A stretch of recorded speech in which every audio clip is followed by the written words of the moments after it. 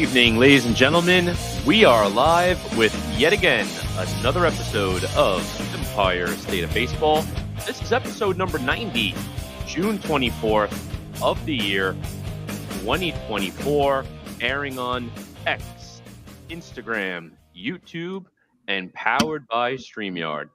Well, guys, whether you believe it or not, we're actually already in our final show in the month of June. I mean, it feels like we just had our Memorial Day week. It feels like last week, and that was already a month ago. So it's crazy how fast time flies. But we have a little bit of a heat wave, both with the weather and with the red hot Mets. Joe, got to say, how you feeling on this hot Monday evening? Well, I would have felt a lot better if our closer didn't just get suspended for 10 games. Cheater. But the Mets are rolling. They have been playing great baseball. Yesterday, even with the mess of the ninth inning that we've made with both Diaz getting suspended and Drew Smith having a problem there at the end, we still secured the victory. We still secured the series. So the Mets are rolling coming into the Subway Series tomorrow, which is good. And we got a little bit of yin and yang going on where the Mets and Yankees have kind of traded places in the last week of how the team's temperature is the last 10 or so days coming into this. So overall, I guess I can't complain. Yeah, I mean, like I said, for the Yankees' sake, I just get the Hamburglar out to the next series at home, have him start the game with the first pitch ceremony, and maybe he'll change the luck of the New York Yankees as it's changed the luck for the Mets with Grimace over there all of a sudden. You got to get the Hamburglar out. We got to get the Hamburglar out. That's what Rich just said. I literally just said it. I mean, it makes sense, too. He's the opposite of Grimace on the McDonald's side. He's got the pinstripes. He's going the other way. He looks like a jailbird, but it's all right. Thomas, how you doing on this Monday? I am exhausted. My wife is on a little girl's trip right now, so I am doing the solo dad life, and I'm tired. I am a very tired boy. Yeah. Listen, you're going to be even more tired after tonight's show because we have an absolutely stacked lineup tonight. I mean, we're going to start first, pretty much as always, with the Empire Express, your latest and greatest with the New York baseball teams, both Mets and Yankees. We then have another creator spotlight, and tonight we're going to feature Eddie Presti. So looking forward to chatting with Eddie a little later in the show. New York Strike Exchange. I know it's a fan favorite, the Bulls and the Bears. We'll reveal our Bulls and Bears for the last 2 weeks coming up a little later as well. And we have a returning segment, Khore Kurriculum. That'll be our game for tonight. So our good buddy Khore will be on later today to hit us up with some trivia questions, and looking forward to bringing him on later in the show. It's a loaded show. It's a loaded show tonight as that lineup reads on the ticker, as Khoury read so eloquently, as always. But before we get into the show a little further, just want to shout out some of our chooches of the chat. Sierra had the Jacob Petruzzi Award today. She clocked in around 7:50, hanging out in the lobby early. Subway Series loading. Nice. Rep BX LGM. Shout out to Sierra, part of the Empire State of Baseball team.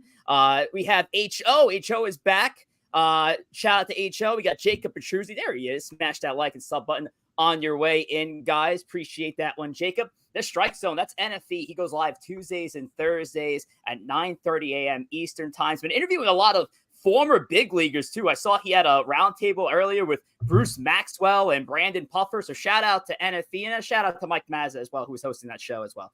Hitman, what's good, my people? Shout out to the ESB crew. My guy, Boogie. Hello to everybody at the Eastern Seaboard. Host the Boogie Nights on Sundays at 8 p.m. Eastern Seaboard time. Mike Parziali. Shout out to Mike Pars. And, of course, Chris Nieves as well over at Yankees Pod, 12 o'clock to Mondays, 12 o'clock to 1, Monday through Friday on X. And that is your shout out. So let's get into the lineup that Khoury just mentioned. We'll start off with the Empire Express as always and kick things off with the struggling New York Yankees. I didn't think we'd get to this point, Thomas, where we'd be talking about the adverse now, where the Yankees are on are losing games left to right, seemingly. The Mets are looking great. We'll get into the Mets shortly, but the New York Yankees, they're still, though, top of the American League East, 52-28, a game and a half over the Baltimore Orioles, who actually got swept this past weekend against the Houston Astros, surprisingly. And a lot of the gold that you used to see in that column Not as much anymore. The Yankees have dropped in several different categories, still leading an on-base percentage and ERA across the American League. Thomas, your thoughts on the Bronx Bombers? I listened. Long season. The Yankees weren't gonna go 125 and whatever. And yeah, they have faced some adversity. That Boston series was alarming on a lot of levels. I know we kind of covered that already last week. Baltimore in town, like they should have won that series. They should have won the first game, and then they didn't. And then obviously got blown up in the one game, and then won. No, what did they do? They lost. They lost one. They lost one. Lost. That what they did? Yes. Yeah. That you got. Yeah. It. Yeah. So I don't know. It feels like they could have won. They could have won that series, and then Atlanta, good team, and just they didn't get it done. But the question is now is they still have a tough road ahead of them, right? They have a difficult schedule coming up, and or continue a difficult schedule. And they have to kind of right the ship because you don't want, I don't think, that storyline or the people to think, oh, this team they're pretenders. They were beating up bad teams and they haven't, they're not taking down some of the better teams in the league. So they have a few weeks here till the All-Star break. And I think even out of the All-Star break, I think they play Tampa again right out of it. Not that Tampa is world beaters right now, but you have to kind of go out and over these next 3 or 4 weeks and reestablish yourself as one of the best teams in the AL. But you can see these things happen. You mentioned Baltimore's got swept by Houston. Houston's pretty bad this year. So these things happen. They got to just get themselves corrected. And I wanted to pull up a couple of things here. Well, first of all, you mentioned the tough schedule ahead, which the Yankees do have. I look at a 3-game set they do have coming out, which is closing the first half of the season, Yankees, Orioles. So you hope the team can build momentum over these next couple of weeks into Baltimore before they close the first half and ride out with some good momentum. But I pulled up these numbers here by Jacob K over on X, and it was ERA and OPS per month, which to me, I think are at least the two most important stats to measure where a team's pitching and where a team's offense is. And the Yankees, just in May, they were the Kings of May, 2.37 ERA across the board, 798 OPS, and now down to a 4.56 ERA. That's 21st in the big leagues, 740 OPS, which is 11th. So it is alarming, that 3-7 span over the 10 games. And then looking at Luis Hill pictured and just thinking about how that game quickly got away from the Yankees, that game 3 against Baltimore. Yeah, the wheels are spinning. The holes on this team are starting to expose themselves a little more. And what went from, it seemed like 1 or 2 moves that could be addressed at the deadline, you're probably looking at about like 5 moves the Yankees have to make now to put together a good team leading the charge into the playoffs. Joe, I'll start with you and throw it over to Khoury. Your thoughts on the other side of the house. Yeah, I mean, here's the thing with the Yankees, and we kind of knew this going into the season. The Yankees had holes. They were kind of built like an NBA team where you're built around 3 mega star players in Judge, Soto, and Cole, and you need those 3 guys to succeed. The Yankees ended up getting along without Cole for the beginning of the year. Luis Gil pitched way over, his head. Hopefully he's got promise. He's going to be a good player, but he's not going to have a 1.8 ERA for the rest of the way. Carlos Rodon pitched better than he had all of last season. Cortez was pitching well. Stroman was pitching well, and Stroman's still pitching well, to be fair. But the Yankees have now showed that they have holes that we knew they had. Stanton had a great first half of the year. We knew Stanton has an injury problem. That's come back to bite him. Torres has not played well. DJ LeMahieu looks old. They don't have an answer at third base. The catching problem is a situation. So that basically leaves you where you have a very young shortstop who is good in spurts. He's playing good defense. And you have 2 stud superstars in the outfield. And the rest of the team is going to be hot or cold. So when those superstars are not playing at the top tier level, they're going to have a lot of trouble beating teams like Baltimore. The good news for the Yankees is they are not in danger of missing the playoffs. They're not in danger of not being a factor, because when you have those caliber of players, you are going to be a factor no matter who you play. But at the end of the day, it's in a 162-game season, 3 players are not enough to cover up all the holes for the entire length of time. I think that's what the Yankees are in right now. They're in a little bit of a rut where the supporting cast needs to step up a little bit more, and they're not going to be able to do so.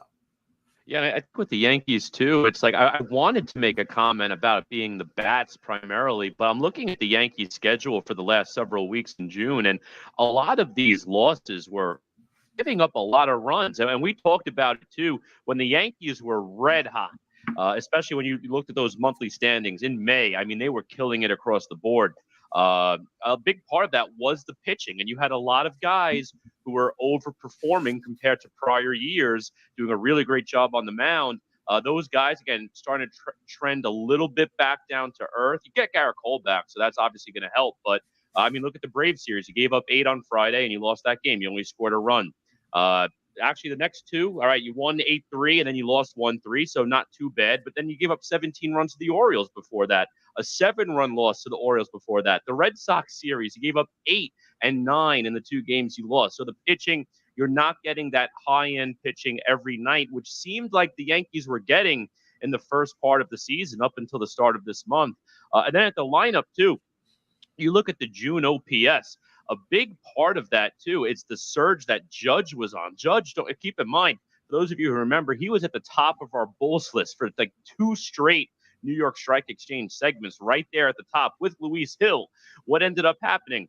The rest of the offense not really doing too much right now. And Luis Hill, he struggled. He might be a bear. We will reveal that list a little later in the show, but he struggled, came back down to earth. So when a lot of that starts to happen, obviously, you're going to get some losses. It's a long season. Like Tom said, no one expected 125 plus. The good news is the Orioles have been just as bad, if not worse, recently because they just got swept, like you said, Rich. You look at the last 10, the Orioles are 4-6, Yankees are 3-7, so you only lost a game. So the game you lost, that's the one of the games you figured when you lost the series versus the Orioles. But basically, the 2 teams are keeping par with each other, and that's going to be the case for the rest of the season. I don't expect these teams to get more than 3 or 4 game separation for a while. These teams are going to be battling back and forth, and if one wins 2 in a row and one loses 2 in a row, the other team's going to come right back. So a couple things. Luis Hill definitely has struggled his past couple starts, but that was also going to happen as the league adjusts to him. And now it'll be on him and the Yankees pitching staff to be able to adjust back. And then, Rich, to your point that the Yankees have, 4, 5, 6 holes to fill. Listen, they're not filling all of them. The Yankee fans, they're not going to go out and get a first baseman, a third baseman, also a second baseman, and 2 or 3 impact relievers. They're gonna hope. I mean, at this point, they're gonna really want to hope that Ben Rice can be a bit of an answer. They just also brought in JD Martinez, see if they can catch lightning in a bottle. I think they go out and get one more offensive player and see where they fit, and then they get probably one impact-ish reliever, and then they'll do some Yankee flyer stuff on guys that they believe in. But they're not gonna go out and trade a quarter of this roster and rebuild it in the next 4 weeks. It's not going to happen. That'd be some LA Yankee King status. Shout out to my guy LA Yankee King coming up with 15 trades a day for the New York Yankees over on X. I want to shout out 4 more people trickling in. We're over at 43 people right now. Let's get those numbers up. Make sure to send a YouTube link out to your friends, family, pets, whoever's a Met fan, Yankee fan, baseball fan. Let's bring him in here as we preview this first set of the Subway Series. Shout out to my guy Jay joining us for the first time. Jay, the host of the Rundown on X. It's 10 a.m. on Fridays. Does a great job talking about sports, and he does a mental health check-in as well. Really, really good stuff that Jay's doing over on X. Another newbie in here, Big Slick. Shout out to Big Slick as well. We have Erica in the building. Erica was the one who won the 250 plus giveaway a couple months ago. I think she won the Peraza card. Yes, yep. She did. Yeah. Correct. So Oswald Peraza, and hopefully when we build up to that number, are on the road to 500. We're a ways away there. Maybe we'll have another giveaway when we get to that plateau as well. Shout out to my guy Nathan Ramatandra. We have Luis Hill at the Woodbridge Brewing Company on July 1st. Funny you brought that up because Khoury, Favs, and I actually visited the Woodbridge Brewing Company for the first time yesterday. Quick thoughts for you on the Woodbridge Brewing Company before we turn into the Mets side of the house. Yeah, I thought it was great. It's in a really convenient location. I know most of us here came from Staten Island. Whether we're there or not is a different Yeah. story. But me coming down from Belmar, I took the train right up. The brewery is literally right next to the train station. So very convenient location for a lot of people. And the place itself was great. Listen, they had some good beer, some good food, and good vibes, good company. I mean, we spoke with a lot of fans there from all sorts of teams. Obviously, it was Mets and Yankees heavy, but we saw Dodgers jerseys. We saw Milwaukee jerseys. And again, it was because Gary Sheffield was there. So love to see the support. It really was a great time, and I'll definitely go back to another event, hopefully pretty soon. 100%. Give them a follow. That's Woodbridge Brewing Company, Woodbridge Brewing Co. on Instagram, and they'll update you on all the events and all the meet and greets. And Nithin Ramatandra is affiliated with Woodbridge as well. So we'll give you guys some updates on some cool events coming up and which events we're going to go check out ourselves. So let's flip over the Empire Express to the Mets side of the house. And Khoury, Favs, we will start with you here. Your thoughts on the raging hot New York Mets, as now we've updated the graphic to feature the NL wildcard standings as opposed to the NL East. Go ahead, Khoury. Ba-da-ba-ba-ba. I'm loving it. No, it's been great. It's been a fun stretch right now for the New York Metropolitans. I know Grimace was the hot talk on social media for the last couple of weeks, but this Mets team, it's energized. It's sparked. Instead of the typical June swoon that seems to always fail this team. I mean, remember last year's Mets team? Misery May instead. Yeah, it was Misery May instead. And now it was just in time June to try and save the season here. So the offense really waking up. The pitching, listen, sometimes you still get a clunker. McGill didn't have the best start this weekend, too. Obviously, there's some bullpen issues now with Edwin Diaz getting suspended. That's a conversation for a moment. But overall, though, have to be really excited right now in Mets land. You look across the National League, the New York Mets, outside of them and the Atlanta Braves, those are the two hottest teams right now in the National League. Both are 8-2 in the last 10. And the New York Mets, all of a sudden, we did this show like 2 weeks ago. They were maybe 5 games out of the wild card spot. They've rallied back, and they're now a game back. And they've been basically hovering in that half game to 1.5 game window over the last week as they stayed hot. And the other big thing with the Mets, I know right now it went back down. It's -1. But they completely turned around their run differential, and that's because of the resurgence with the offense. I mean, you see Mark Vientos coming up, playing third base now on the regular, and he's been playing a very nice third base, hitting a nice clip in that lineup. J.D. Martinez, I mean, that's exactly the type of bat you want, a professional DH. Finally, the Mets realized the DH is a thing in the National League after all these years. They go ahead and bring in a professional for that. And Brandon Nimmo, I have to give credit to Brandon Nimmo. He had such a terrible start to the season. Lindor also had a poor first month, but Nimmo really was struggling. And both of them, especially Nimmo, really woke up. So the offense, I think, has really recharged this team in addition to Grimace. Yeah, I mean, listen, the team looks totally different. We got guys hitting finally. And not only that, it's not only now on the big three. It's not only on Lindor and JD and Pete Alonso now. They got help from the outside. They got Vientos, who has been an absolute revelation at third base. He hit a ball that probably was tracked by the air control into Canada yesterday. It was hit so hard into the dead center field of Wrigley. Francisco Alvarez has come back and he's done nothing but hit. He's hitting 300 since his return. And you see his presence, the energy he brings to that lineup and lengthens that lineup. It looks for the first time, minus Jeff McNeil, which we'll get to later, like they have a pure professional lineup and a guy at every single position that's going to give you a top at bat. So, you know, it's fun. It's exciting. We get starts like we did from Severino the other day, who looked absolutely fantastic. It looks like the Mets finally fixed him. I was a doubter of Severino, and this guy has come in here and just totally changed the narrative of his career. But it makes the Mets an interesting team. And if they can keep doing what they've done the last 2-3 series, they're going to be back to 500. They're going to be in that wild card situation. They're going to give David Stearns a reason to go out there and do some work. But I know we have a guest coming in. He's going to want to talk some Mets. Oh, yeah. Rich, you can bring him in and we can get his opinion on what he thinks of the New York Metropolitans. We'll absolutely do. We're going to bring in our creator spotlight guest shortly. Thomas, right before I do that, though, as I get my graphics all together, why don't you touch on YouTube? As we have 53 people in the building checking in from YouTube, more over on Instagram. How do we pull some of those Instagram folks over to YouTube? Go ahead.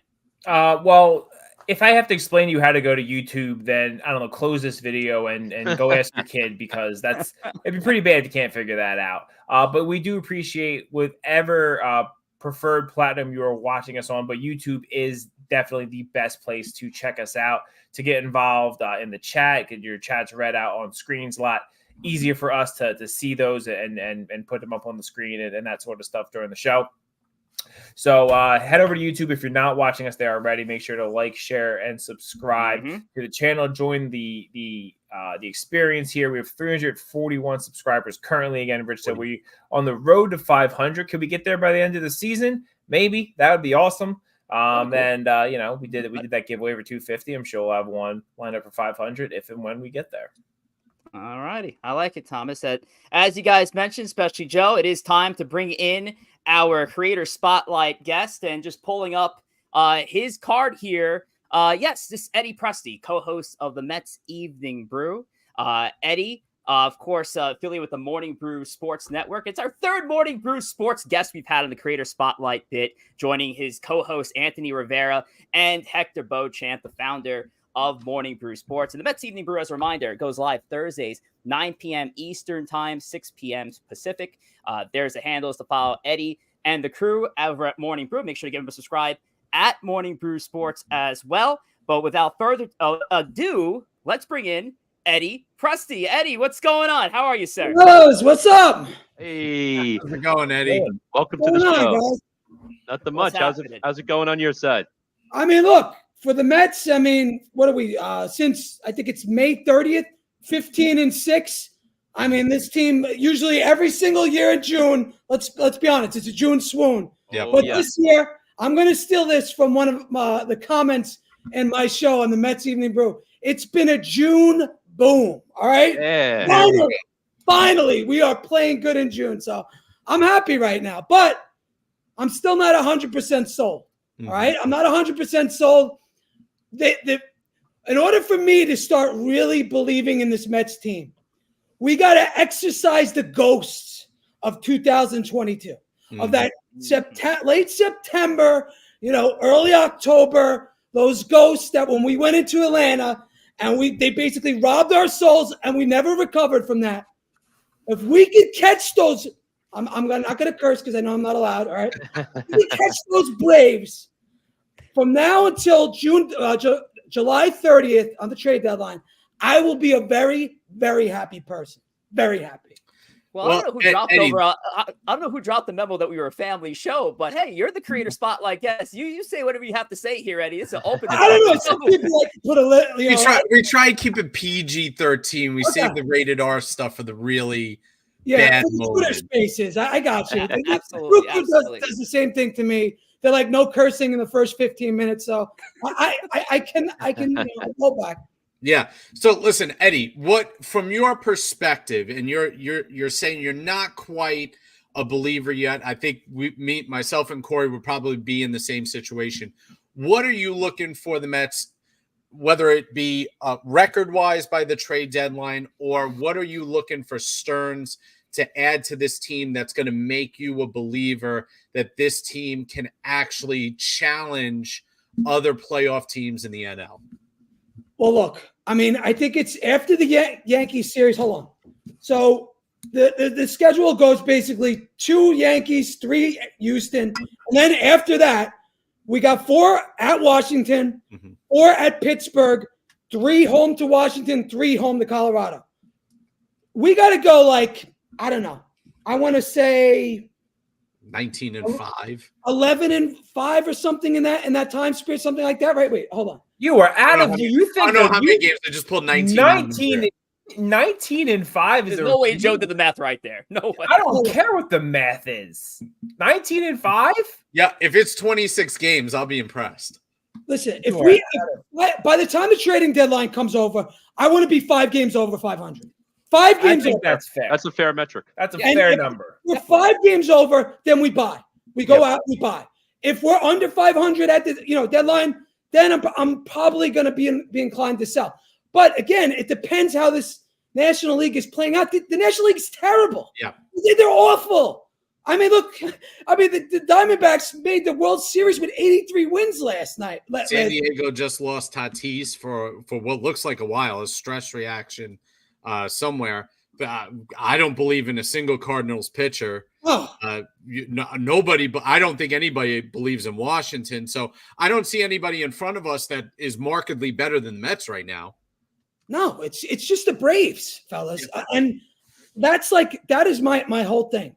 We have to catch the Braves. I think if we ever catch them, I think that's exercising, like I said before, exercising the ghost of 2022.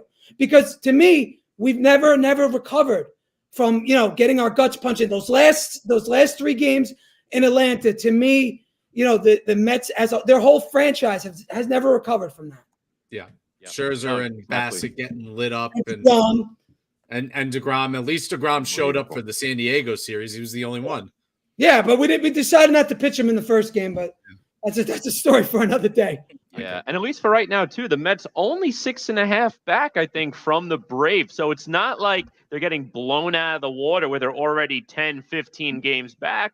6.5. That's a very doable number right now. I think you guys need to you're going for the Braves. I think we need to take baby steps here. You've had a very good 2 weeks. I think shooting for the Braves. How about we shoot to be in the playoffs, and then you go to try to take down the next team, and then the next. You're putting a big target out there that seems a little excessive at this point. But for a team that was horrendous, and 2 weeks ago we were talking about how many guys on the Mets will you trade. No, I'm with you. I agree with you. You're right. We shouldn't be aiming for the Braves, but honestly, as the Mets as a franchise, that's who we have to take down. That's like our white whale. And if you want to say, let's just get over 500, get into the wild card. Fuck that. Let's go for the team that's basically kicked our ass for the last 30 years. Okay? Enough with these, we'll be conservative. No. We got to come for the fucking Braves because enough is enough. And if you could do it, why not? There's guys out there you could trade for. This team they're not fucking terrible. I mean, if Diaz comes back after the suspension, we have one of the best, closers in the game if he's back to normal. But I say go for it. Yeah. Listen, we'll see what ends up happening. The energy. It is infectious. And I love the blazer as well. The blazer has been a synonymous Eddie Presti look. Now, before we get to you, Eddie, I do want to mention the fact that, hey, we have 2 crazy games coming up known as the Subway Series. And I'm going to pull up the little nice graphic here that I put together involving 2 second basemen that I'm sure both of our teams really want nothing to do with after it's all said and done. It was Jeff McNeil and DJ LeMay. I think this is back from last year's set. But we did pull this up before the show started. Mets hosting Yankees at Citi Field for games 148 and 149 in their career head-to-head, including postseason. Yankees lead the Mets 80-62 with a .563 winning percentage, 4-1 in the playoffs. Obviously, referencing the 2000 Subway Series, had to throw that in there. What's the expectation here, Eddie? And we'll throw it around the room here. Predictions early on the 2-game set here in Citi Field. Listen, this is the Yankees. For me, just give me a split and I'll be happy. Okay, give me a split with the Yankees. I know recently we've been playing better against them, especially at home and stuff, but I'll just take a split. Give me a split and I'll be happy. That's all I want. Yankees are great. These Subway Series, especially the last few years, have always seemed like it's an even split, 2-2 for the season. So the Yankees got Cole and Luis Gil going. Heel. The Mets have Jesus Christ. Heel. It's heel. Not hard, like your foot. I'm sorry. Heel. Stick it in your mouth. The Mets got Manaya's going in game 2. Who's going tomorrow? Peterson, that's right. Yankees have the advantage in the pitching matchup. The only thing that the Yankees don't have an advantage in right now is that they're beat up a little bit. I I think they're going to go 1-1. I think Heel's, kind of regressing a little bit. I think he is going to need a break before the All-Star game. That's just my personal opinion on how the Yankees are going to handle him. So that's my prediction, 1-1. I think Cole wins tomorrow, and then the following day the Mets get the best of Heel. Yeah, I'm with you too. I'm going with the 1-1 split. And honestly, most of the Twitterverse is with us too, because we proposed the poll yesterday. And right now, 55% are going with the 1-1 split, 23 with the Yankees, 22 with the Mets. So basically even there. But I'm with all of you guys, and I'm with the Twitterverse too. I think it's gonna be a 1-1 split. I got him as a Met fan. I'm telling everybody in this chat, hammer the JD Davis home run line, especially versus the lefty. And that Peterson. Dude is hitting a home run tomorrow for Peterson. You can bring it to the bank. I've watched the Mets for years. Bet the money. Put it in the bank. Money in the bank. It's automatic. It's automatic. There is never a time. Do we have the odds on this? Met reach. It's got to be like 800 plus 800 or something absurd. Chris Nieves, I'm tasking you with that in the chat. What's the odds on JD Davis going deep tomorrow? I'm tasking you in the chat with that one. I thought you were talking about Martinez for a second. Completely forgot the Yankees acquired former Met JD Davis. As far as my prediction goes, yeah, I'm sticking safe here. I'm going with the split as well. Usually how it's been going for me, I've just been like, oh, look at the pitching matchup and just go with, all right, I'm going with the hot hand here. I'm just going to go with the opposite this time. I'm going to say the Mets actually win tomorrow and the Yankees take the second game of the set. I think Luis Hill will have his bounce back that he has been seeking for the last now 2 weeks. Thomas, how about you? Yeah, I mean, the Yankees have been playing bad. Mets have been playing really good, but the Yankees have a significant pitching advantage in the series. Now, the question is going to be how many innings or pitches is Cole going to have? He only threw close to 70, I want to say. He didn't throw a ton last time, so he's not going 7 innings. But if the Yankees can get the bullpen together for that game, I expect Heel to bounce back, and the Yankees should sweep this series. Will they? I don't know, but they should. They have a significant pitching advantage in it. See, he's on it. Home run lines aren't out yet. Yeah. He's listening. Thank you, Chris, for that. Thank you to the 57 that are viewing live from YouTube right now. We have a few more over on X and on Instagram as well. I don't have those exact numbers right now, but Eddie, let's talk about Eddie Presti. I think we can get off the Mets Yankees for a little bit here. Eddie, what got you into content creation? When did you get started? Tell me a little bit about your story. I started basically a couple of years ago on Knicks Spaces. It was in 2022 when the Knicks were pretty bad. They were having a rough season, and I found these Twitter Spaces going on. And I went in, jumped in after a couple of the games, and I just felt really comfortable and I felt really at home. So that's how it started. And then, me and a couple of my Mets friends on Twitter got together and we started doing Mets Spaces, after the 2022, during post games, every single game in 2022. So I got started doing that. And then, the Brew Crew guys came along and they were like, yo, why don't you try YouTube? And I never did it before. I had no clue, and I didn't know what the fuck I was doing. And so I started doing that. And then, now I'm just comfortable. Now I'm doing anything every night. I'm doing either a Knicks space or some Mets space, something like that. So that's how I got started. It's just, my comfort zone. Nice. Well, no, definitely respect that.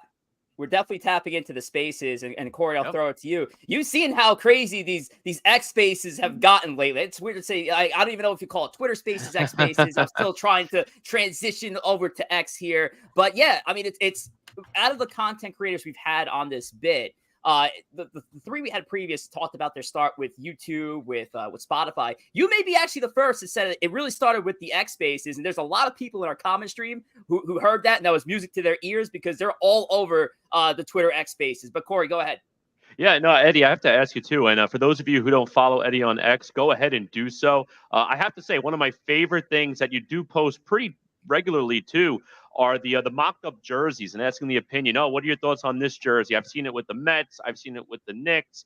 I have to ask, what is your inspiration for the jerseys? Do you create those designs yourself? Do you get them from others? Well, it's all AI done, but I kind of just want to put together cool colors, something I'd wear. You know what I'm saying? Something I'd wear out with, when I'm going out every single day. I want colors that match with things.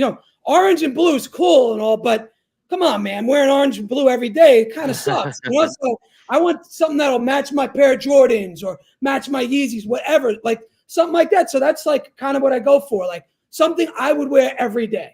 Yeah, no, for sure. Definitely respect that. And one last question, too, before I pass it to one of the other guys, too.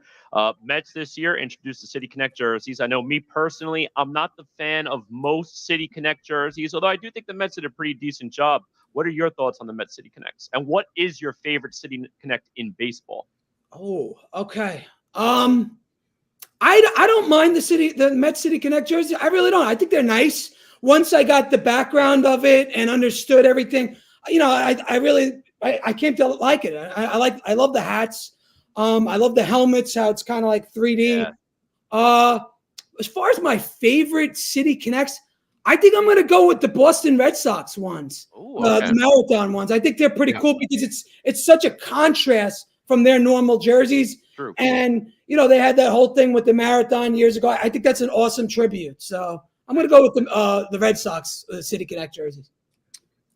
Yeah. So, question for you, Knicks and Met fan, right? I assume that you have not been alive to witness a championship from either team. No, I was alive for the Mets, but I was too young to appreciate it. So, So, if you had to pick one and only one, who are you taking? Who would you rather see? Which one are you gonna party hard? You're gonna call out of work. You're gonna go to the parade. You're probably gonna do that for both. Both. Only one to call out of work and go to and drop everything and this get is like hammered at my kids, man. I can't do this. I'll say this. I was a Mets fan first. Mm-hmm. But I'm such a big Knicks fan. I am a huge Knicks fan. I love both teams. I watch every single inning, every single second of every game. So that's a hard pick, man. I don't want to be a pussy. So, all right, Mets. All right, I'll go with the Mets. The Mets. I think if the Knicks won the NBA championship, the city might burn down. I think it might be like it would be a week long just. Who knows? Any lawlessness. It'd be wild if they won. Oh yeah, definitely. The Knicks run New York. They are by far the most popular team. Like there's Yankee fans and Met fans, Giant fans, Jet fans. Everybody loves the Knicks. Nobody likes the Nets. What for the 12-year-olds, the 5 12-year-olds that are in Brooklyn that like the Nets? Get the fuck out of here. This is the Knicks now, man. And you're right. Thing. The city will burn. It's a baseball town. But the Knicks are so much bigger than the next team in the city. Every other team has competition. They even also the play Rangers, in Manhattan, the Islanders, the advantage. Even the Islanders get a share of the fans. The Nets have nobody. So the Knicks, it's 95% Knicks fans. Even the Mets Yankees is probably 60-40 if you really broke it down. It's just so passionate. Listen, it's always going to be Mets for me. I'm a Mets, Jets, Knicks fan. I love the Jets. Basketball is my third sport. I love the Jets. And I said to this day, it's still the Mets because there's a best friend aspect with baseball. It's with you every single day. And basketball, it's every few days. It's a little bit more seasonal. With baseball, it is from February through October and November. That is your best friend. That's your partner. That's when I come home from a long day at work and I sit on the couch, my friend's there waiting for me. And that's why for me, it's always going to be the Mets. We had a couple questions trickle in from the chat. I'll ask one of these to Eddie here. Eddie, this is from Ghost. He asks, what's your favorite memory as a Met and as a Knicks fan? Obviously separate memories, but favorite for both teams. I don't have many favorite memories because we never won the whole thing. Yeah. Right. So what am I going to say? Oh, the Andy Chavez catch that we lost the game at the end of the game. So it's a great memory. But of course, the back of my head is, we lost the game 2 innings later or an inning later, whatever it was. So great memory and all, but horrible the way it ended. And I loved the Knicks in 99. That was like my team. But again, great. Getting to the finals was awesome. But then once we got there, we got pretty much smoked by the Spurs. So great memory. But of course, another PTSD moment for me. So, I want to make new memories. I want to see these teams win championships. Enough with this, just getting to the finals. I've seen that. I've seen that many times. I saw, how many times with the Mets? 2 times with Yankees and the Royals lost both. And Knicks, it was 94 and 99. So, same thing. 0 for 4. I'm 0 for 4. It's that blue and orange, I have to think, between the Knicks and the Mets here. But let me ask you this one question, and then we'll get you out of here. So, what do you got coming up? I saw there's a little crossover tonight over on Morning Brew. Do you have more details on the crossover and how the fans can check it out? Well, tonight on the Mets Evening Brew, it's going to be live from my account on X if you're over there, but it's going to be on the Morning Brew Sports. We're crossing over with the Yanks Morning Brew. So nice. Mets meets Yanks. So it's going to be pretty dope tonight. We're going to have Al Cintron, obviously Aunt Rivera, and then we're going to have Hector and all his guys. I think, what's his name? I forgot. You got Todd and Ghost, I believe, is also. Yeah. They're all going to be on, and we're going to be talking Mets Yankees. I'm sure there's going to be a lot of shit talking going, each way, but it is what it is. Al's going to be on. Al hates the Yankees. He hates them. He despises them. So that should be fun. Sounds like Joe. Yeah. Not my favorite team. I would say that. Well, Eddie, thank you for your time. Actually, I'll one bonus question. Any advice to anybody who's trying to dip into content creation, whether it's starting with the space, maybe going straight to a YouTube stream, Twitch stream, like we did all the way back in the day, 3 years ago? Any advice to somebody who's up and coming into content creation? Just go for it. Don't listen to what anybody says. If people criticize you, it means nothing. But people could talk all the shit they want to on internet. Let them talk. I put out trades. People send me all types of things. I get death threats on a couple of them. I don't care what they have to say, because at the end of the day, they're random AVIs. They have like 50 followers. So what I would tell you is do what you want, be comfortable, and go for it. Don't listen to any of the haters. Fuck them.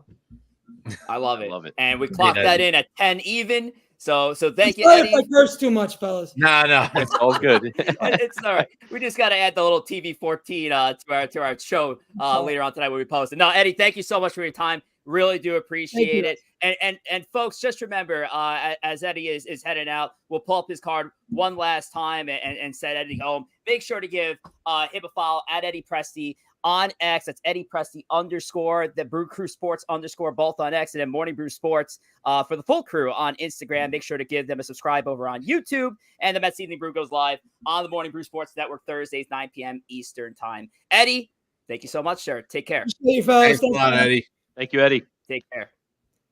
And that is Eddie Presti over at Morning Brew Sports. So, well, that was fun. That was fun. Rich, I got to say, too, when he mentioned the death threats with the trade, it reminded me of your Reynolds trade with the Pirates a few deadlines ago. Listen, hang on now. I want to throw this out now because this happened, what was that, 2022? I would say? Trade deadline 22? Yep. So the offer I put out when we were doing, and we're going to do this in a couple weeks' time again on our show, next month. The offer I put out, if I'm not mistaken, was Oswald Peraza and Jason Dominguez. No, that's not right. Oswald Peraza and Ken Waldachuk for Brian Reynolds, I believe, was the trade. It was bad. Whatever it was bad. No, it's not like Reynolds is like tearing the cover off. No, we'll have to look it up, Rich. I thought Dominguez was in that trade at the time. I don't think he was. I think I got crap for not putting Dominguez in the trade. Yeah. If I'm not mistaken. No. I think we all got crap. I think I had Dominguez in the trade, and I got crap for that. So I had the whole city of Pittsburgh on me. I had a bunch of yinzers blowing up my DMs, threatening my life. We only had 5 viewers at the time. Oh my God! Dozens of Pirates fans. Couple little news items for those who care or are paying attention to the stream. Starlin Marte is going to go on the IL. He has what they call a bone inflammation in his knee. The prescription for that is rest. So he will be off his leg for 15 days. And if you're a hockey fan and you're following Game 7, it is 1-1 midway through the first period. Oilers and Panthers. Oilers are trying to pull off probably what would go down as the greatest comeback in the history of sports in a final. Remember, the Yankees Red Sox was remember it. Championship series. This would be a finals 3-0 flip. So this would be an all-timer if crazy. McDavid and the Oilers can pull that off. Okay, let's get to Instagram. You can join our 4,000 followers plus on Instagram and follow at Empire State of Baseball. You can follow each of our individual accounts at Khoury Favs, at JR Pugs, at Rich J. Rivera, and at T. Wospil, all on Instagram for our archive segments, meme reels. Khoury has a big one that's going viral, taking advantage of some trends online today that got posted and more. And we are now live streaming on Instagram. So don't forget to follow us there. And if you need to watch us on there, you can. Absolutely. And a quick shout out train around here. Ghost, of course, you just threw the question in before. We messed up on the graphic here. We'll get there anyway. Our guy Ian's also in the building. Shout out to my guy Ian. Don't know his last name. Shout out to Ian C. We're also going to shout out Dr. C. Maybe they're related. Dr. C and Ian C. We got DMV Dom. Shouting out JD Martinez. That guy Aaron Rodgers in the house. Dev Finch is here. And also Stephen B. Shout out to you guys. Thanks for tuning in. Now, typically, this is where we were going to do the New York Strike Exchange. And we're still going to do it. But we do have our guy backstage. So, Khoury, if you're ready, might as well give me a thumbs up if you're ready to go with our question. And let's pull him up. Why not? Mr. Andrew Khoury with Khore Kurriculum. We got him a new little graphic here on the screen. There we go. Chalkboard. Love it. He's on the chalkboard now. So, Khoury, how's it going, man? How you been?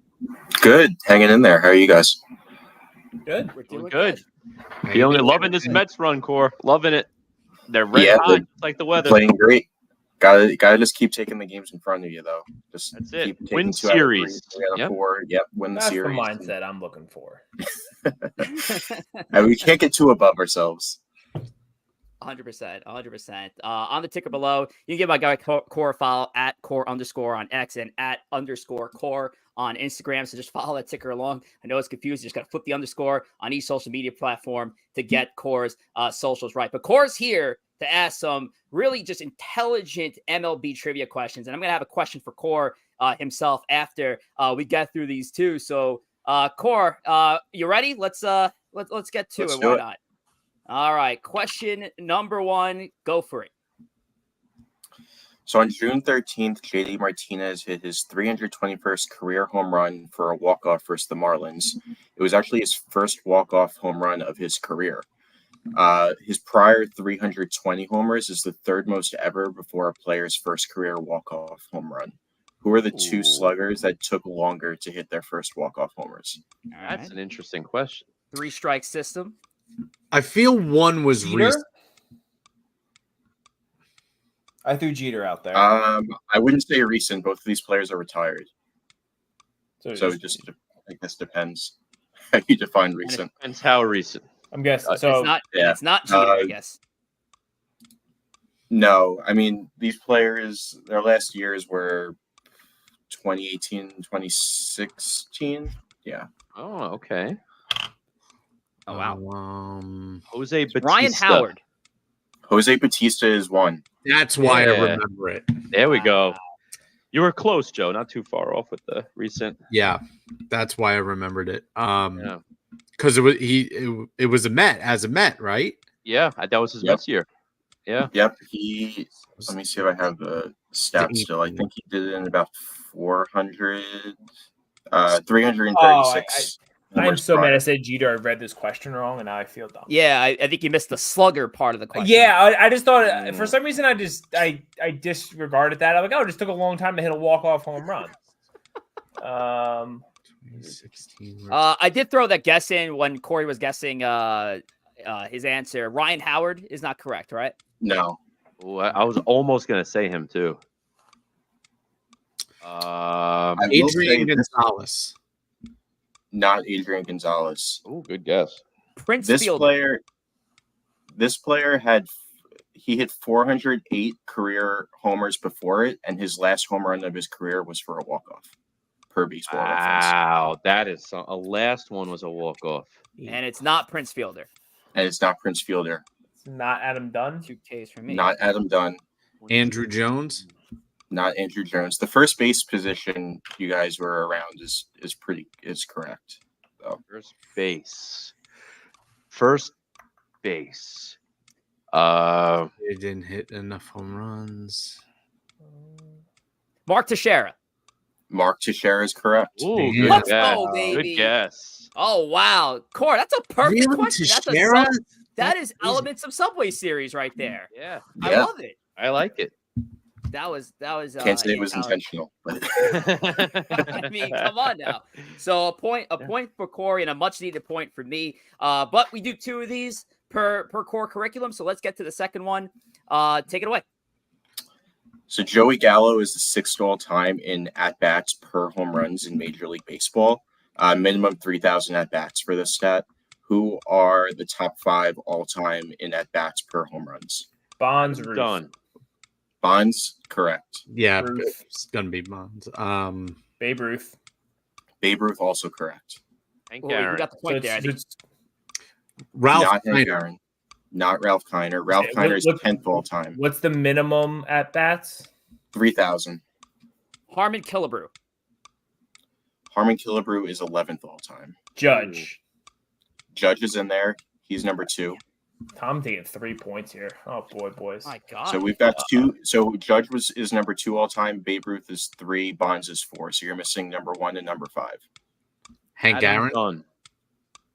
Hank Aaron's not correct. Who's the other one? Adam Dunn. Adam Dunn is 18th all-time. Ooh. Willie Mays. Willie Mays is not close. Reggie Jackson. Reggie Jackson, also not It's close. gonna be a wild guess. Josh Hamilton. Good guess, but not correct. Ooh. Albert Bell. Albert Bell is 30th all-time. Pete Alonso. Pete Alonso's number 5.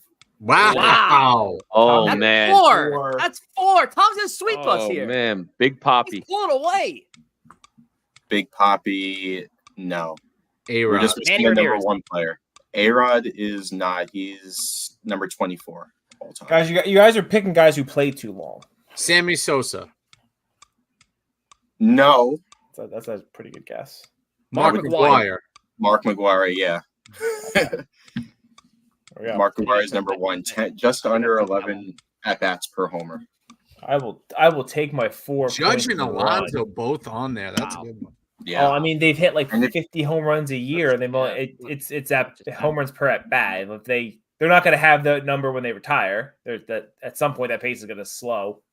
Right. My God. If you want a crazy stat to go along with this one, he's not close to qualifying because he only played like less than 100 games, but Royce Lewis would be Lewis, number yeah. 3 all time on this list, just with the tear he's been on Damn. Okay. Really? Holy when crap. he's healthy. Yeah.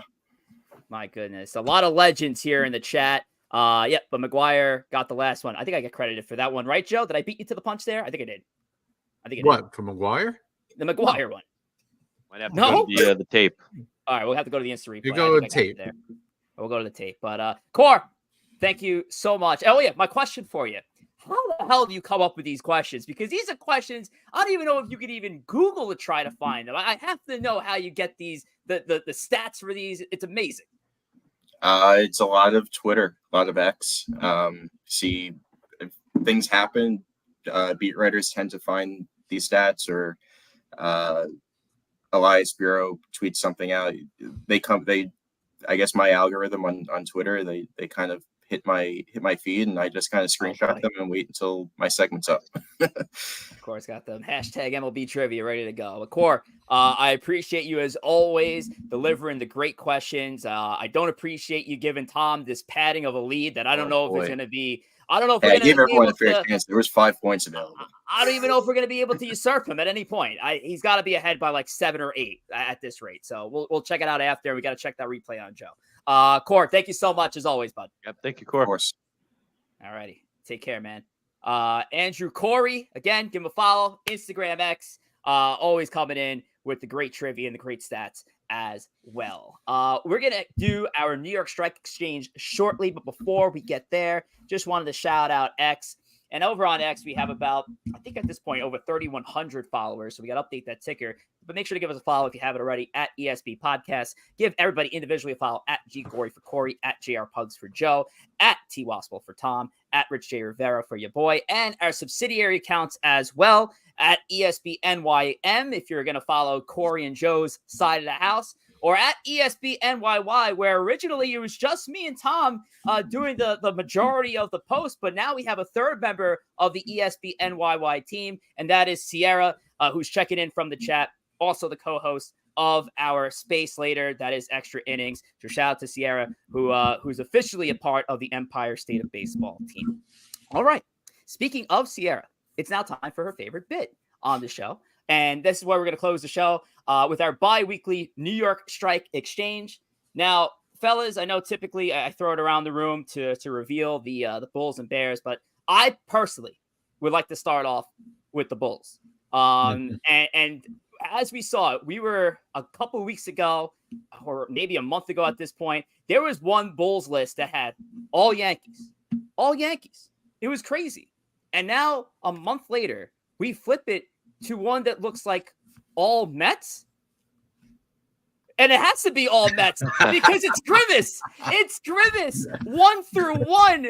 Who else would it be but Grimace? The Mets have been 9-2 since this big purple bastard threw out the first pitch in Queens on June the 12th. And they just been on this roll ever since. Who else but Grimace? He's got to be the Bull. I love it. He's got to be the Bull. It's got to be. I'm kidding. He's I love it. I know Tom's upset. He's sick of seeing them. He's sick of seeing the purple. I mean, it's just like every other meme that just beat to death this poor purple man who just wants to eat some chicken like McNuggets. Down guy, He's just, you know? He's it's it's dead. It's dead. Sorry, Grimace. Poor Grimace is just saying poo on your dreams. Corey Favs. Yeah, I mean, listen. Back to that poor girl will be dead soon too. Jesus. What the hell? Oh, like her, internet fame. Like I'm sure she'll live for dozens. Hey, if she gets us to 1 million views on the IG, and I could care less. I mean, I hope she lives forever if that's the case. We're certainly going to be there. But Corey Favs, what's that real Bull list looking like? Yeah, I mean, this Bulls list, you do have 3 Mets on it. So like you said, Rich, even still very different than where we were a month ago. Aaron Judge continues his trend on the Bull list. He's just slowly going down that Bull list, though. Now number 5 on the list. But again, 919 OPS. That is phenomenal. You always want a 919 OPS. That is absolutely phenomenal. So no disrespect there. Jose Quintana finally waking up 2-0 during this Strike Exchange segment. 0.73 ERA. So great couple of weeks for Quintana. Giancarlo Stanton. I know he did get an IL trip, unfortunately, a couple of days back, but you can't discount what he did while he was on the field. 378 average, 3 home runs, 9 RBI. And then look at that tied. This is our first tie all year for the number 1 spot, and that is J.D. Martinez, and that is Brandon Nimmo. And both of these players are red hot and a big reason why we have this Mets resurgence on offense. J.D. Martinez, we just had it in the segment before, had a big walk-off home run for the Mets last week. Brandon Nimmo had a miserable, brutal start, the worst stretch of his career across April and May. He's absolutely turned it on in the month of June. So these are an even tie for the 1 and 2 spots on our list. First time ever since we did the countdown last year that we had an actual even one. I did say it on the spaces earlier. There's going to be something that you wouldn't expect for the Bull Bear list outside of Grimace, of course. But Joe, your thoughts on the Bull list? Yeah, I mean, listen, JD and Nimmo have been absolutely unbelievable for the Mets. I also have to shout out Francisco Lindor. I think Lindor should have made it over Judge just because, and that's no disrespect to Judge, but Judge was just he was so hot on such another level the last 15 days before this one that I thought it was fair that Lindor, who has turned up and been the best shortstop in baseball over the last few weeks, deserved a chance on this list. Again, no disrespect at all to Aaron Judge on that one, but that's what I voted for. But listen, all these guys have been fantastic. Like you said it, Giancarlo might have actually been, number 2 on this list if he didn't get hit with an IL stint the other day. That puts kind of a little bit of a damper on it. But as far as the Mets are concerned, I mean, this is the formula. These are the guys that are going to bring this team into contention, and you need these guys playing good, solid baseball, and they need to do it with the bat. So really, there's multiple people, Vientos, Francisco Alvarez, a couple others, but there's no denying that JD and Nimmo have been the catalyst behind what the Mets have done the last few weeks. 100%. Thomas, any quick thoughts on Stanton or Judge being up here, or do you want to take down our bear list here? I was just going to say it sucks that Stanton got hurt, and we all know that these things happen with him, but man, he was so hot there. And I think he said 4 weeks. I think he'll be back. I think who knows if that's going to be the case. But God, it just sucks. He was looking like Stanton 5 years ago, which was a sight to see. I know, but we do have to move on to a bear list. A list that Stanton was so familiar being on last year, and I don't think he made a single appearance on this bear list of 2024. But let's take a look at some of these first timers that we have up here. Tom, go ahead. Sure. Yeah. So we'll start with the bottom here. We have 4 Yankees on the list, unfortunately, as the Yankees have been stumbling a bit as of late.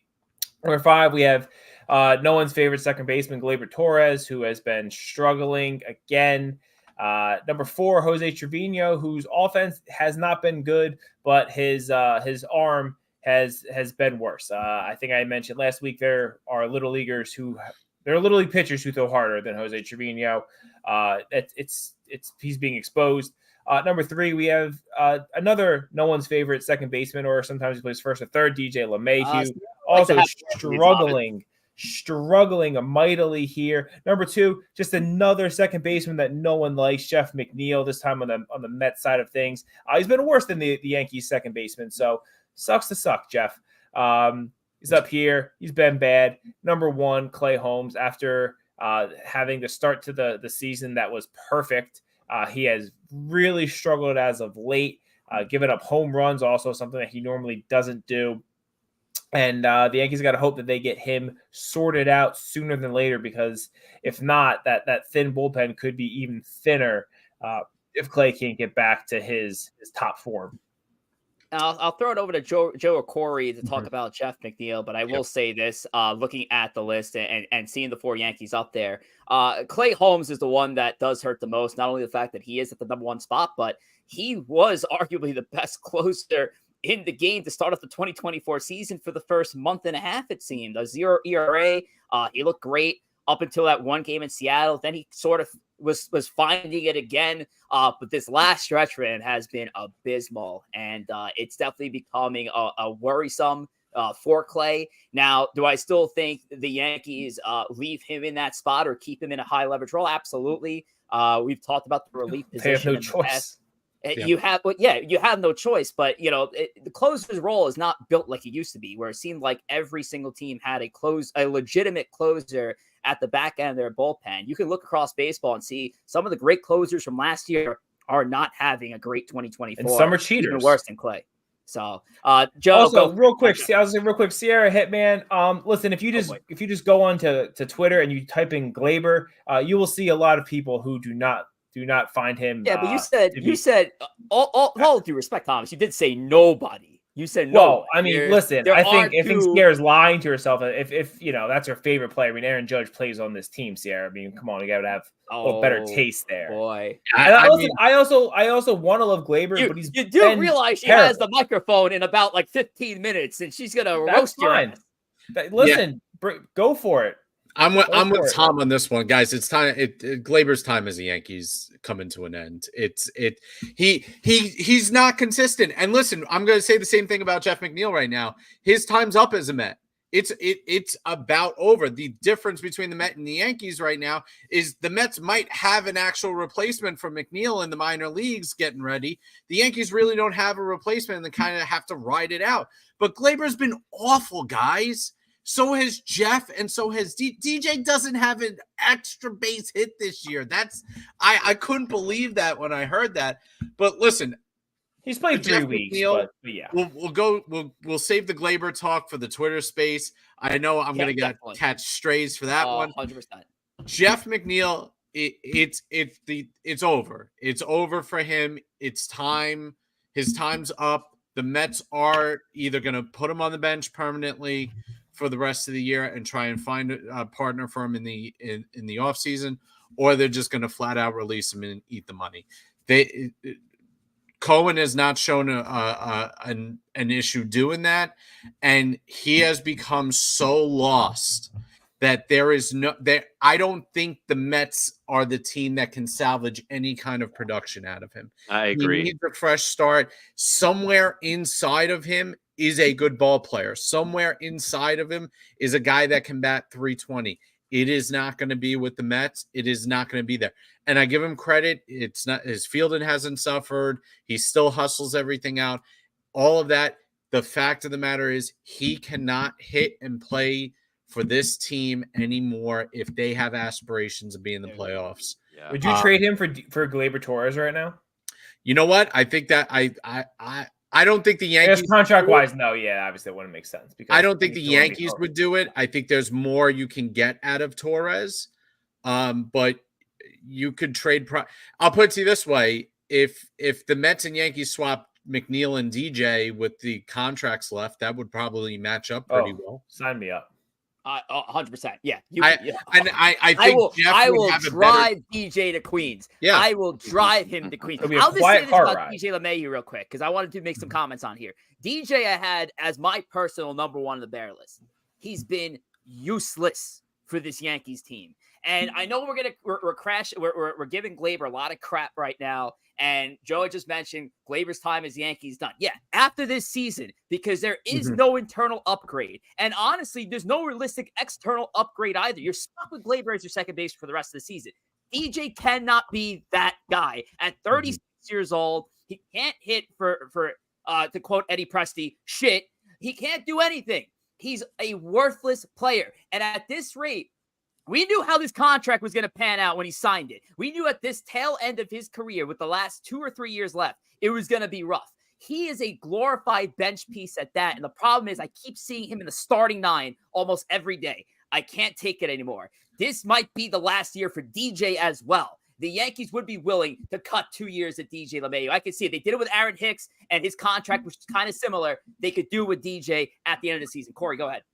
I just have to say, too, I give Stearns and Mendoza a lot of credit for when players are struggling. Listen, you give them a little chance at first, but eventually you cut bait. And that was a problem that the old regime did not do whatsoever, whether it was the Alderson years, whether it was Buck, especially with Buck with the veterans, just refused to play the young kids, stuck with the struggling players.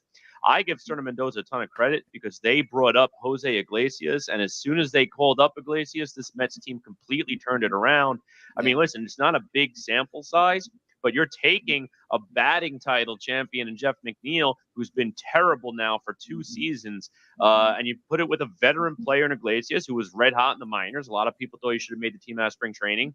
35 at-bats. He's hitting 400 with a 900 OPS. So stick with the hot hand. Is Iglesias going to be a 400 hitter? Absolutely not. He's not going to be a 300 hitter over the course of the season, but ride the hot hand while you can. He's giving you quality at-bats, and I give them credit for making the move. Shout out to the 102 that are here. We just eclipsed the 100 mark, so thank you guys very much. Love when the Mets and Yankees just don't play. It just opens up the schedule. I know there's a Game 7 right now happening in the NHL. Big check Game that 7 score between the Panthers and Oilers. Crazy that they even got to this point. Last shout outs to Joey Bag and Donuts. Shout out to Joey and to Front Desk. Oh, shout out to Front Desk. How's it going, fellas? Oh, it's Swift. Shout out to Swift, who's peeking in as Front Desk today. But that's it. Our Bulls and Bears. And I guess subscribes from the Front Desk account, so we can get our subscriber account up. That's what Swift's job is right there. Using somebody else's account. As always, real quick with no real context to it. I'll start with Tom to go to Joe, Corey, and then I'll wrap. Who do you expect to be on the bull list? What was your prediction, at least, to make the bull list when we come back around in a couple weeks' time? Give me Stroman. Give me Stroman. I feel like he's been teetering unless he maybe get some hot starts. I think I said Nimmo last week, didn't I? You We might gotta have start tracking these. We're we really gotta bad tracking these. I'll check that.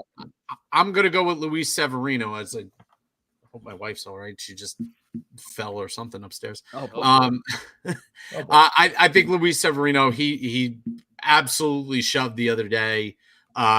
He grinded out a 12 pitch at bat with Cody Bellinger, which was an unbelievable at bat, an unbelievable moment of baseball, and got the strikeout. That was the hardest I've ever seen him grind in several years. And to me, that really showed Severino is ready to be, what he was 5-6 years ago. I'm going to go with Lindor. We mentioned him before. I had him on my list, I think, in my 5th spot on this poll. So he's been a lot better. The Mets have been a lot better. I'm going to go with Lindor. I'm not going to go for a crazy pick here. I'm going Juan Soto. It's been a while since Soto has been on this list. I think it's been over a month. We got to get Juan Soto back to what he was doing. Now he's still doing good things. Of course, he's still over 300 batting average. The line is great. I want to see Soto come up in a little bit more of these clutch situations at this point of the season. We saw a lot of it early on. But yeah, I love to see Soto get back in this bull list, and that's who I'm predicting is going to crack the bull list in a couple of weeks' time. Not really going out on a limb here. The one thing Soto get back there. I want to ask you guys your opinion on it. And it's hard to criticize Soto at all, right? But one of the criticisms of Soto has been he has such a good eye that it almost once in a while works to his detriment, where he is willing to take a pitch a half a centimeter off what he thinks is off the plate instead of probably being able to do something with the ball. Have you guys noticed that times where he's cooled down a little bit, he's almost like there was that strike 3 on the corner that he got into the argument with the umpire the other night that was clearly a strike. That's a ball that you wish Soto would try and poke the other way because he can do that. Taking a walk in front of Aaron Judge is never bad. Right. So walk all you want, Juan. Control the zone. Walk in front of Aaron Judge, please. That's and what Joe just did. He quoted Salicata with that because that's Salicata's biggest thing. And he didn't know it, but that's like his whole thing about like how Soto should be swinging at pitches that even are outside the zone because that is essentially what his job is. No. Tom laid it out perfectly. There's a reason why Soto and Judge are together in this lineup. Yeah, Soto's going to bang. He's going to do his thing. But if he's setting the tone for Aaron Judge or the next guy after that, and the next guy after that hasn't been that great lately, I'm taking that. Yeah. The Yankees hadn't seen a player that's just willing to take a walk in years outside of Aaron Judge. So now to have those two together and to set up a potential RBI situation or multiple run scoring situation, I'm all for it. I'm never going to get mad if a player takes a walk. Are you kidding? Like that? It's not the walk. It's like the other night. You take a strike that is on the corner that you think is a ball that's called a strike, and you leave it up to the chance of the umpire. I mean, everything's up to the chance of the umpire, though. Well, there's the age-old argument. There's balls that are too close to take, and do you feel like he takes a few too many pitches that are too close to take? That's my general question. Maybe we can continue that conversation over on X at ESP's Extra Innings Space. That's going to go live in just a couple of minutes. Sierra is going to be hosting the thing. I'll be there. Maybe Khoury, maybe Joe, maybe Tom, maybe all three. Who the hell knows? He's had more walks and strikeouts every year of his career other than 2018 when he was 18 years old. At ESP Podcast on X. Make sure to give us a follow. And as a side note, a big side note, that is, next week, I got to make sure all 103 of you plus are back here for a big show. Not Paul White from wrestling, but At the Plate with Jim Leyritz. He's going to be our guest for next week. We're looking forward to having this 2-time World Series champion and the author of his own book, Catching Heat, the Jim Leyritz story. Jim is going to join us here, and that's all thanks to my guy, Nithin Ramatandra of the NR Hour Sports Media Show. And because Nithin was able to help us out in this regard, Nithin will be joining us as our creator spotlight guest in 2 weeks' time on the July 8th episode. So next week, Jim Rivera, two-time World Series champion. In 2 weeks' time, Nithin Ramatandra will be our creator spotlight guest, and that will be on Monday, July 8th. But make sure you guys are here for a huge episode number 91 next Monday at 8 p.m. Eastern time. But with that said, we're going to start the thank you trade, and I'll kick things off, and then Khoury Favs is going to wrap this thing up. Thank you all for joining, all 100 plus of you. Again, very helpful that the Yanks and Mets didn't play today, but we still had a great show. And a big thank you and shout out to Eddie Presti, our creator spotlight guest. Did a great job. Kept it clean for a kid's show. Couldn't ask for anything more from Eddie Presti. And shout out to Khore, of course, joining us with the Khore Curriculum. Tom, go ahead.